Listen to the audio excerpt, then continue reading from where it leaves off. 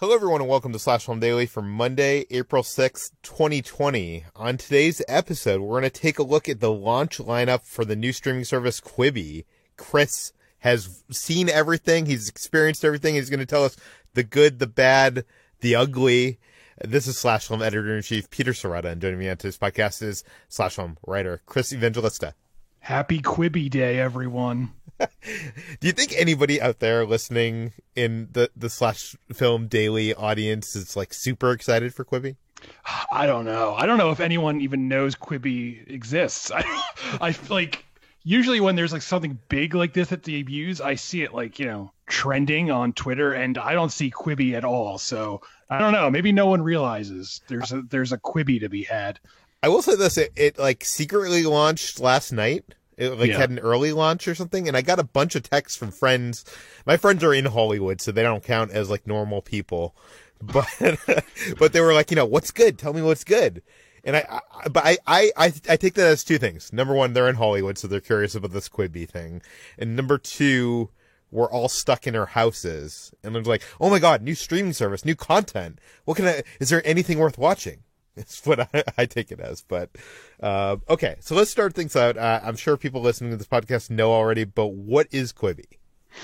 So Quibi is a streaming service that is intended to be watched entirely on your phone. It's a mobile-only service right now, and it specializes in quick bites. That's what Quibi stands for. So rather than getting half-hour to hour-long episodes, Quibi breaks things up, and they have three types of shows. They have documentaries, series, they have quote-unquote regular shows, and then they have movies, but everything is broken up into small episodes, like 5 to 10 minutes. So you'll have like an episode of a TV show that lasts 5 to 10 minutes. You'll have a movie that is split up into 5 to 10 minute chunks, and so on like that. And the idea is, it's weird because the idea seems like antiquated right now, because the whole point of this idea is, you'll watch Quibi during your busy lifestyle when you have a few free moments. But what they didn't predict is there would be a pandemic that locked us all in our houses. So all we have now are free moments. So it's kind of like a defunct service before it even gets off the ground. Like the idea of this is like, you watch 5 minutes on the train to work in the morning, but obviously no one's really going to work anymore. So if anything, people want longer stuff right now, not quick stuff. Yeah, and it's really weird. They sent out screeners to press for all the shows that are out now and some of the ones that are coming out. And I got some of these screeners, and I wanted to watch them, but there really wasn't a good way to watch it on the television. Like you kind of are constrained to your phone or a computer, and I was trying to watch it with my girlfriend Kitra, and it just was not a good experience. Have you tried the actual Quibi app itself? No, I watched the screeners on my laptop. I didn't try to connect it to my TV, and I didn't try to watch it on my phone, but and you could watch them one of two ways. There's the vertical format, watching it on your phone.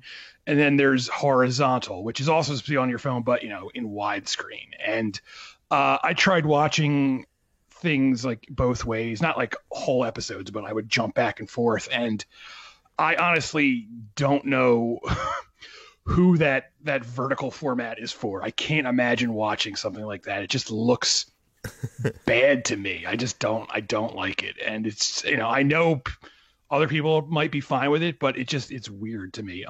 To Quibi's credit, they allowed the filmmakers of all their shows to have input on how, the vertical formatting would look. And in a lot of cases, they actually shot it two ways. So they would have two cameras going, one, framing a scene vertically and one framing it horizontally. So in some cases, you're not just getting a cropped image, you're getting like a completely different shot. But yeah, that was the thing I was like most surprised by, like when I was watching this, because in the screeners you could watch them side by side, and you would see in some cases it wasn't just like a complete reframing. Like sometimes you have the reframing, and you also have like the pan and scan, where they're panning across the horizontal image with the vertical framing, if that makes sense. Yeah. But other times it's a completely different shot that isn't even in the other take, which is kind of interesting because like I guess if technically if you've seen a show in vertical and I've seen it in horizontal, we've technically not seen the exact same show. I guess. I mean, yeah, that's probably accurate. Yeah. Yeah. I actually downloaded the app when it came online last night because I got a 90-day free trial. I'm not sure if that's still available or not, but the app itself, I will say this for Quibi's credit, the app itself does not look like every other streaming app, like which are just like a bunch of like tiles and stuff. It's very modern and it's very like fills the screen and like really well done presentation. When I clicked to play an episode, there was still no option to like Airstream the show to my Apple TV, which is just so strange. Like, let us watch things the way we want to watch them. But yeah, they're like dead set on the phone thing. I wonder, like, I have a feeling they're gonna like change that because I feel like lots of people are just gonna want to watch this on their TVs. So yeah, but for now, you can only do it on the phone. Yeah. So you prefer the horizontal aspect ratio? Right. I mean, I would. Yeah. I if I had to watch any of these things, I would watch them horizontally, just because it just looks better. I don't want to watch things in that tiny rectangle. Yeah.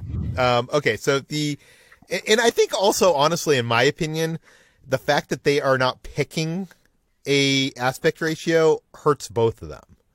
Because like you're having to frame for both, which means you can't do any interesting things where like, if something's on one side of the screen and then like rack focus to something on the other side of the screen or something like that. Like there's like, if they had picked vertical, at least they could have done some like interesting new things with it, I guess. But, okay. So, let's talk about the quality of content as a whole. What did you think overall? Because you've seen how many shows? 25. I watched 25 of these things. There is some good stuff on Quibi. You have to dig to find it. Also, there's a lot of stuff on here that just is clearly not targeted towards me. It's, this is a lot of stuff that's like targeted towards younger people. Not that I'm like ancient, but I felt pretty old watching some of this stuff. Like there's a new version of, Punk'd, the MTV show where Ashton Kutcher would play pranks on celebrities. But this is sort of the same thing.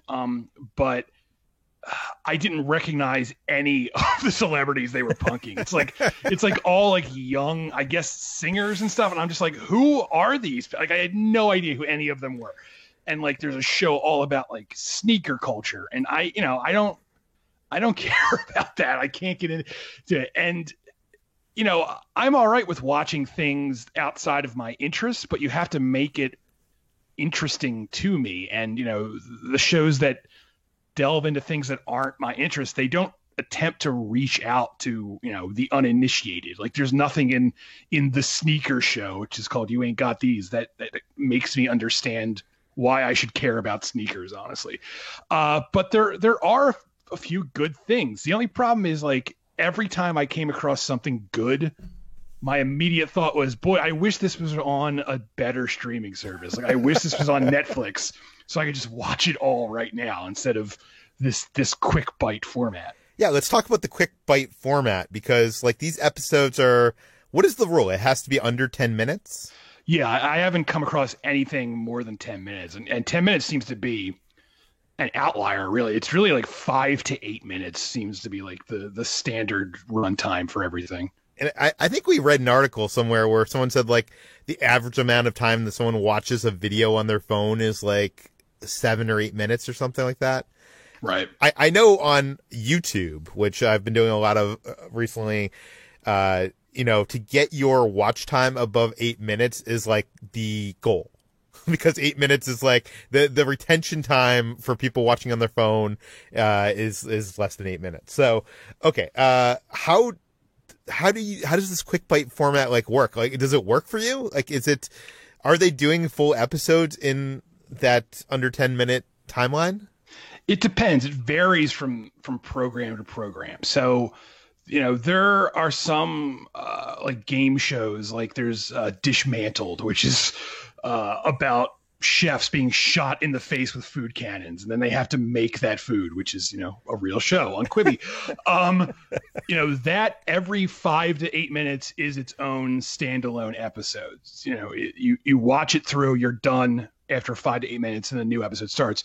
Then there's stuff like Murder House Flip, which is exactly what the title suggests. It's a home renovation show about renovating homes where murders took place, and that has it like one episode broken up into 3 parts. Like one house they're working on, you have to watch it over 3 episodes, and I honestly don't like that at all. Like I feel like if you're having like a show, it should be in that 5 to 8 minute format, and that's it. Don't make me watch one episode across 3 things. That just doesn't work for me. So but then you have like the movies, which are broken up, and those work a little better because they've been edited in such a way, at least the ones that work for me, so that after the 5 to 8 minutes, the ending, quote unquote, of the episode or Quibi or whatever you want to call it, ends on like a cliffhanger. Like that show, there's a show called Survive with Sophie Turner,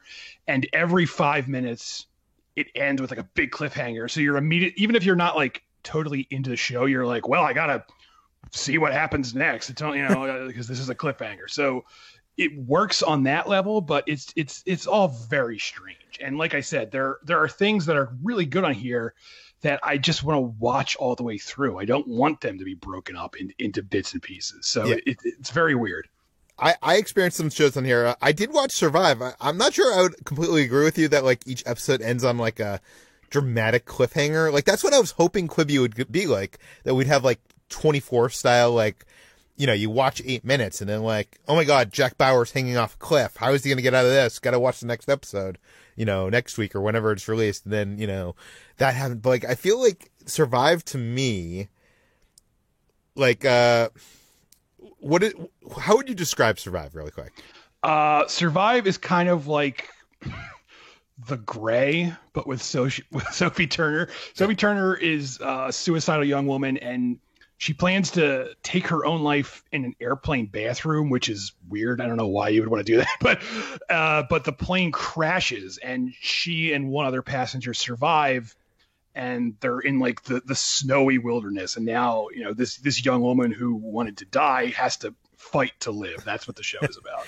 Yeah, that sounds like a compelling show. But the strange thing is, you'd think in this format that the plane crash would happen at the end of the first episode, but it takes 3 episodes to get there. Right. Spoilers, I guess. But, which technically, I guess, if you add up that time, that would be the inciting incident of a movie, would be like 20 minutes in, 20. Right. So like, I don't know, it feels almost like they are just adapting a movie into the Quibi format and not like making a Quibi. Which, yeah, I feel like a lot of this stuff is stuff that was intended to be elsewhere. And in fact, like Most Dangerous Game, the screeners I had actually had like a watermark on them that said like property of NBC. So I feel like that was supposed to be an NBC show or whatever, and NBC passed on it, and Quibi got it and broke it up. So weird. Okay, let's get into it. Let's talk about the worst shows. What were the worst shows you saw? Things that people should avoid. Oh man, the worst of the worst is this thing called Nikki Fresh, which stars Nicole Richie, who was on. I remember what that show was called with Paris Hilton, The Simple Life or something like that. And by the way, the S in Fresh is a money sign. That's right. And this is just insufferable. I can't recommend this to anyone. It's basically just it's supposed to be a reality show, but literally everything feels very staged. And like the first episode, Nicole Richie goes to music producers, and she's like, I want to make music for plants. And they keep cutting to like the music producers making these like goofy faces, like they can't believe what she said. And like everything just feels really fake and just awful. And I wanted it to end the minute it started. So please don't watch Nikki Fresh. It also seems like you didn't like game shows. Russ, pretty much anything having almost all the game show related things I didn't like, or reality shows, with the exception of Murder House Flip, which is good. Wait, so there's a game show called game show with gay gay me show. Right. How do you pronounce that? I guess just game show. That's how you would pronounce it, I guess. And this, again, I could see someone maybe enjoying this, but it just was not for me, where it's just very over the top, and it's about straight guys who compete. It's awful. Let's move on. Let's not talk about game show. Okay. One of the game shows I watched was Singled Out. And this is a show that used to be on MTV back in the day. It was hosted by Chris Hardwick. It had, what's her name? The actress. She later became an actress. She's McCarthy? married to, Jenny McCarthy. She was in the audience for that. I believe that was Singled Out, right? I don't know. Yeah. I could be dating myself. But I'm sure back in the day that used to be like a 25-minute episode or something. Watching a Singled Out episode at 6 minutes where you were trying to match up two people in 6 minutes was like watching, I don't know. I don't understand. Do they think like people don't have the attention? Like it felt like someone was like injecting caffeine into my veins. Like it was just too fast, and it was like just happening at a pace that I couldn't even comprehend. Yeah, a lot of these game shows, Game Show had the same problem. They're just so like they're like sensory overloads. Like everyone is screaming and everything's moving at like breakneck speed, and I can't. Like watching it gives me a headache. I can't get into it. Yeah, it's edited down to that format. It would. I feel like, and I said this on an episode with Ben when we were previewing the Quibi lineup. I think it would be so much better if they had like a 10-minute time limit to like actually get the like pairing and Singled Out. Like it was like filmed in real time. I feel like that might be fun. Yeah. But yeah. Not this. No. Punked. Even though you didn't recognize any of the people, you did not like Punked? No, I'm not a fan of pranks in general, so I'm not into Punked at all. So no, thank you, Punked. But were they even like funny pranks? Like I feel like no, YouTube is filled with like awesome pranks. Like I know you don't like pranks, but like there's good stuff on there. I'm assuming like they have a budget here. Like did it compete? First, like the one I watched, one of the ones I watched is they made this young woman, I don't know who I already forget who she is, but they made her think like her house was like infested with rats. I was like, that's not like a fun prank. That's like if someone like pranked me with that, I'd be furious. Like there's rats in your house. I'd be like, oh my God, none of this is funny. Why are you doing this to me? Yeah, remember the time a studio sent you bugs? Yes, I do. And it was awful. What other shows did you hate? I mean, hate is a strong word, but there's Skirt with Offset. I don't even know how to pronounce that, but it's about cars. Again, not into car culture. And I already mentioned You Ain't Got These, which is the sneaker show, which again, I'm not into sneakers. So if you're really into those things, you might enjoy this stuff. But like I said, none of it is made to reach across the aisle, as it were, to nerds like me who don't understand the appeal of this stuff. Now, a lot of the stuff you said you didn't like is reality based. So I'm wondering, is there any like not horrible reality on the service? Yes. So Murder House Flip, which I mentioned, is fun, even though I don't like how it's broken up. The Shape of Pasta, which is about this chef traveling through Italy, learning to make really obscure versions of pasta is really interesting. It feels completely wrong for this streaming service. Like I can't, like everything else is so like fast and loud, and this show is really slow paced and low key. I can't imagine who it's for in the Quibi audience, but I liked it. I thought it was interesting because it's literally just a guy traveling all over Italy learning about pasta, and that doesn't sound exciting, but I enjoyed it. There's also I Promise, which feels like it's too important to be on Quibi. It's about the I Promise school that LeBron James opened, and to reach out to students who are struggling, and it's like tailor made to just like make you cry, because it's all about these kids who've never had a chance suddenly in a school system that cares about them, and it's really emotional and it's really well done. And like I said, it feels like an important show that shouldn't be on Quibi. And there was like a magic show that you were saying was good. I haven't seen it yet. This is called Gone Mental with Lior, who I've never actually heard of this guy. He's a a mentalist, but this was very entertaining. He does all these mind tricks and magic tricks, and what I really liked about it is not all the tricks, but some of them he'll like backtrack and show how he did some of them, and I really like when there are magic shows like that, because I know a lot of magic you're not supposed to give away the secret, but I like when they do kind of delve into how it's done, and it was very entertaining. This is like the perfect Quibi show. You can watch this quickly and it's over and you move on with your life.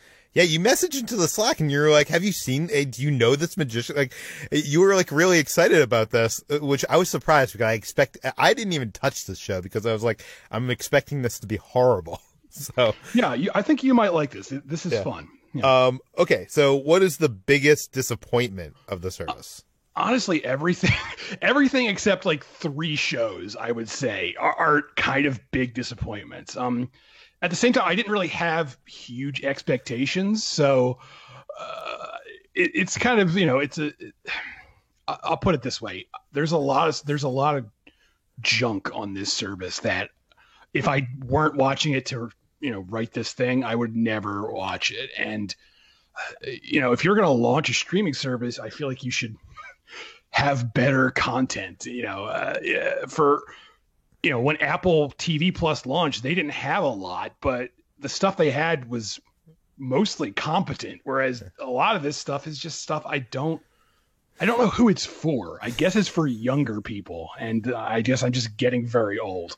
Yeah. Well, I mean, we should give them props that they launched a streaming service with a lot of content, because I'm finding with, the launch of Disney Plus and Apple TV Plus that there really wasn't enough shows to sustain the service for like more than like a couple nights.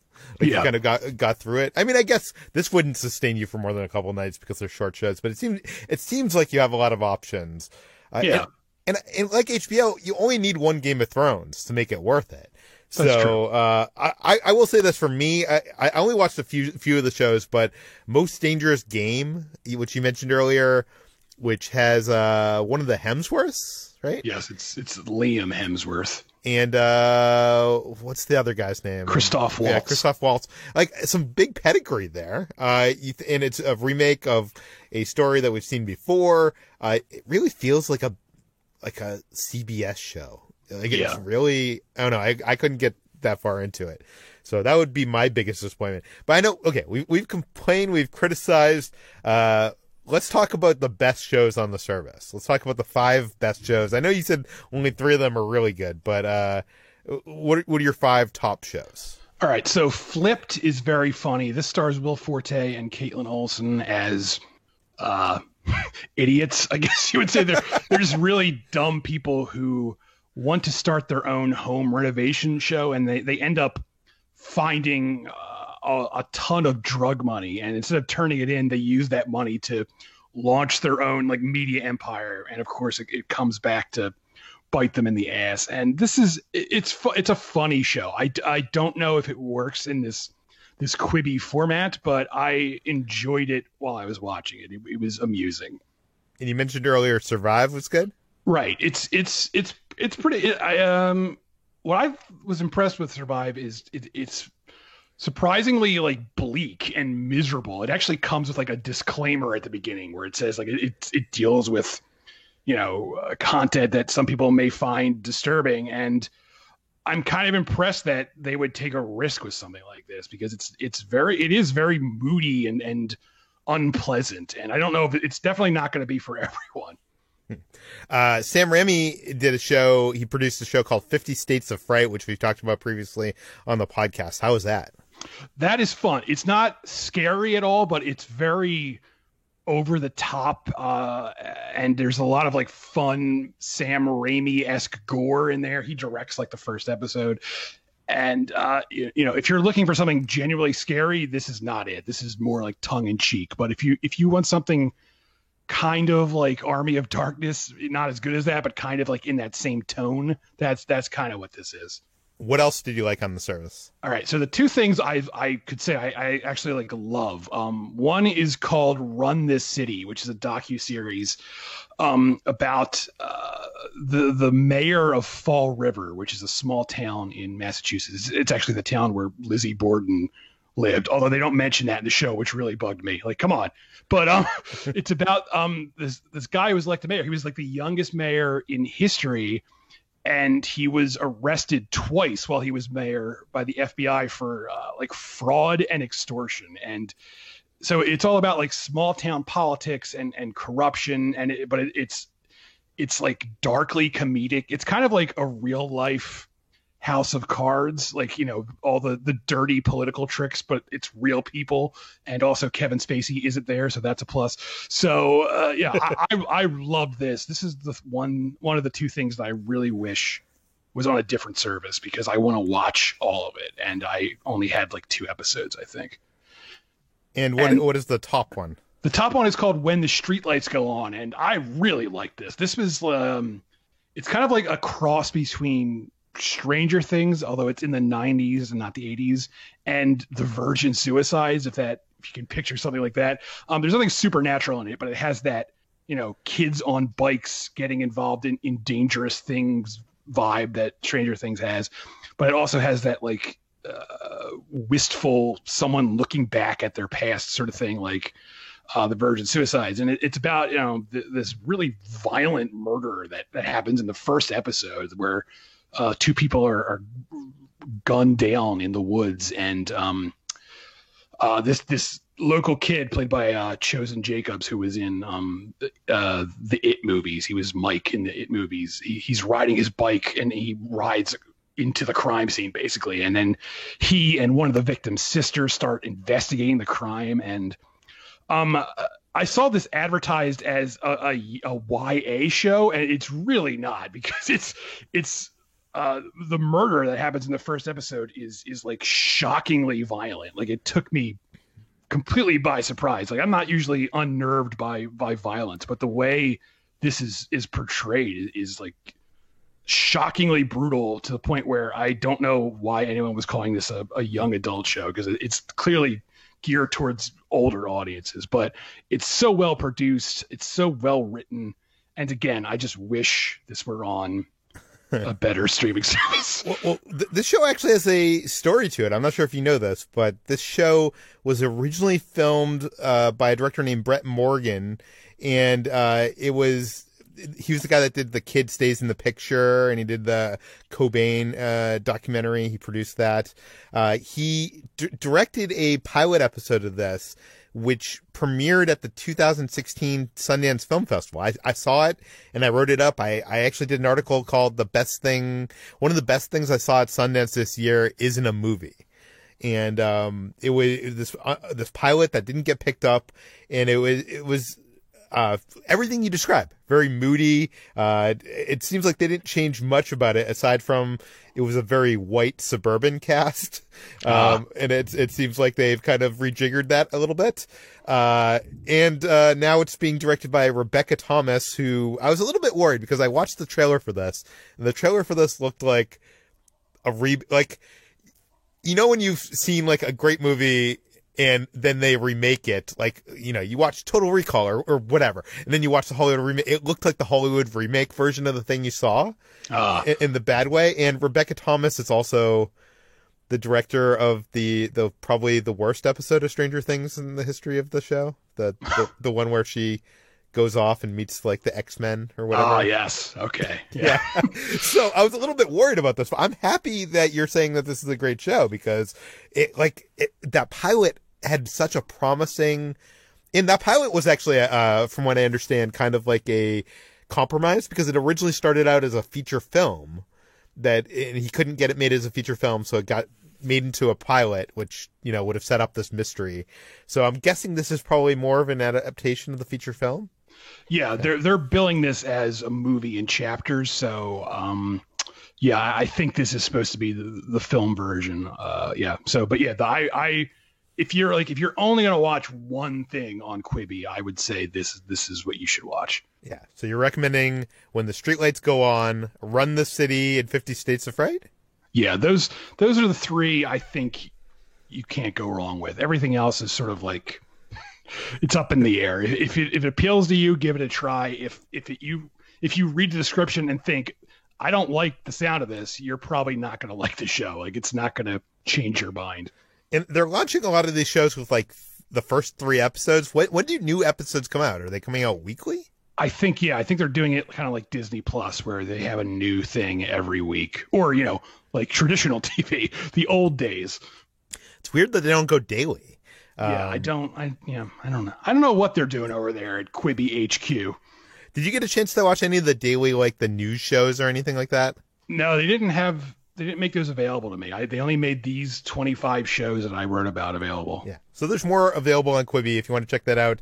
Is it worth, what is it, $5 a month for ads, I think? I would say no, honestly. Like I said, there's only 2 to 3 shows that I think are legitimately great, and it's not worth paying for just that. You can get, that free 90-day trial. I think it's running all this month. Like it ends on the 30th. So it's definitely worth trying free, but I can't imagine paying, like if this were like a $2 service, maybe anything over $2 seems too much. I feel like it should be a free service where you pay to get ad free. That's what it feels like. It should be freemium. Yeah, it really should, especially if it's like, for your phone and stuff. I don't know. It's just like, because you can watch I feel like their biggest competitor is YouTube, because YouTube is supposed to be, your phone, and you can watch pretty much all of YouTube for free. So if you're competing with that, you don't want to charge people money. But what do I know? I'm not Mr. Quibi. Well, Chris has ranked all of the new Quibi shows from worst to best. You can read that whole article on SlashFilm.com. You can find this podcast published a few times a week on iTunes, Google, Overcast, Spotify, all the popular podcast apps. Please feel free to send your feedback, questions, comments, concerns to us at peter@slashfilm.com.